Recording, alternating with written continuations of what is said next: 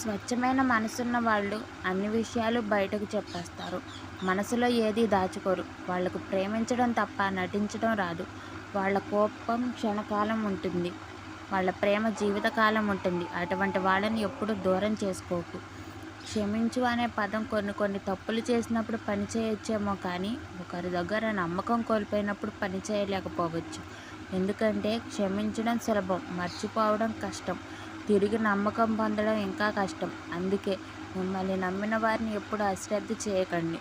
ఒకరితో నీవు దీర్ఘకాలం బంధం కొనసాగించాలంటే నిజాయితీ అనేది చాలా ముఖ్యం.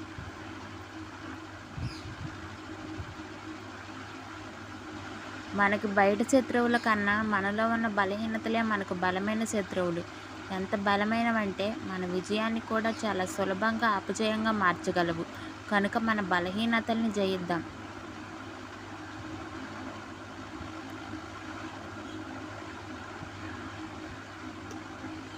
నువ్వు కష్టాల్లో ఉన్నప్పుడు అందరూ నిన్ను అవమానిస్తారు, హేళన చేస్తారు. కానీ నువ్వు విజయాన్ని సాధించిన రోజున అందరూ నిన్ను ఎత్తుకొని ఊరేగిస్తారు. ఇదే లోకం తీరు. కొంతమంది నువ్వు చెప్పే మాటలు ఇప్పుడు పట్టించుకోకపోవచ్చు, కానీ ఏదో ఒక రోజు మాత్రం ఖచ్చితంగా గుర్తు తెచ్చుకుంటారు.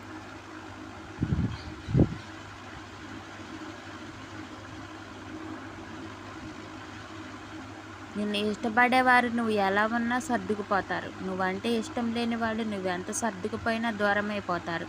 అలాంటి వాళ్ళ గురించి ఆలోచించి ఏ సమయాన్ని వృధా చేసుకొని నీ మనసులో బాధ పెట్టుకోకుండా ముందుకు వెళ్ళు. విజయం నీ కళ్ళ ముందు ఉంటుంది. ఉన్నది ఉన్నట్టుగా చెప్పేవాళ్ళని వదిలేస్తాం, లేనిది ఉన్నట్టుగా చెప్పేవాళ్ళని నమ్మేస్తాం. నిజ నిజాలు తెలుసుకునే లోపలే నిజంగా అవమానించే వారిని కోల్పోతాం. మంచివారి దగ్గరకు సంపద నిదానంగా చేరినా శాశ్వతంగా ఉండిపోతుంది. చెడ్డవారి దగ్గరకు సంపద తొందరగా చేరినా వెంటనే వెళ్ళిపోతుంది.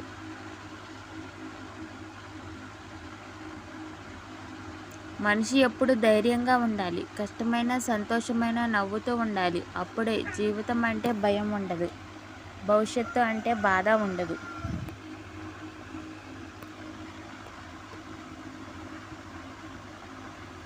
నిన్ను ప్రేమించాలనుకున్నవాడు నువ్వు ప్రేమించాక నీతో జీవించాలనుకుంటాడు. కానీ నీతో జీవించాలనుకున్నవాడు నువ్వు ప్రేమించినా ప్రేమించకపోయినా నీతోనే జీవించాలనుకుంటాడు.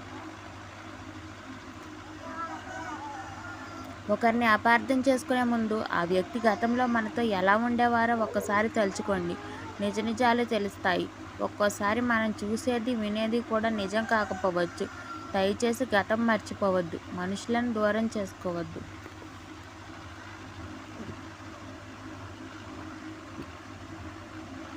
ఒకసారి ఓడిపోయి కూడా తన అనుభవాన్ని ఉపయోగించుకోలేనివాడు మూర్ఖుడు. ఒకసారి ఓడిపోయి తన రెండో ప్రయత్నంలో గెలిచేవాడు సామాన్యుడు. ఇతరుల అనుభవాన్ని ఉపయోగించుకొని గెలిచేవాడు మేధావి. ఎటువంటి అనుభవం లేకపోయినా గెలిచేవాడు జ్ఞాని. అయితే మన జ్ఞాని కాకపోయినా పర్వాలేదు, కానీ మేధావిగా ఖచ్చితంగా ఉండాలి.